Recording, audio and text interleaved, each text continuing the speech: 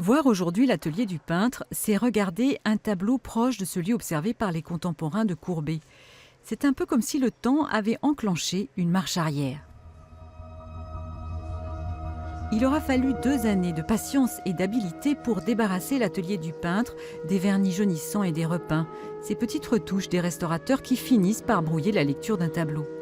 Exceptionnellement, sa restauration a eu lieu devant le public, des visiteurs qui pouvaient même décrypter l'œuvre grâce à une application sur tablette numérique. Aujourd'hui, la cage de verre s'est envolée, des détails sont de nouveau visibles, un émerveillement pour les spécialistes. Les émotions, elles ont été tout au long de la restauration, hein. Et à chaque fois qu'on découvrait un détail, alors surtout le détail qui nous a permis de constater que le tableau des paysans de Flagey, que Courbet décrit dans sa correspondance comme présent dans cette composition, se trouvait sur la toile et qu'un allègement du vernis permettait de deviner dans le fond de la composition. Donc là, c'était vraiment un moment, comme un moment de vérité révélé.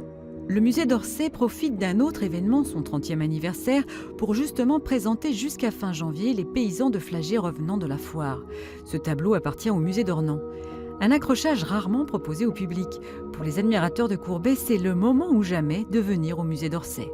Pour l'histoire de l'art, c'est extraordinaire. C'est une redécouverte d'un tableau qui était devenu un peu un tableau fantôme, tellement il était bituminé, et noirci, et devenu sombre.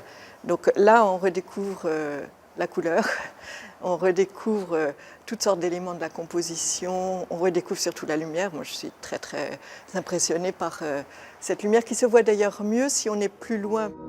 Dans sa correspondance, Gustave Courbet a longuement décrit son tableau. « C'est le monde qui vient se faire peindre chez moi », écrit le peintre.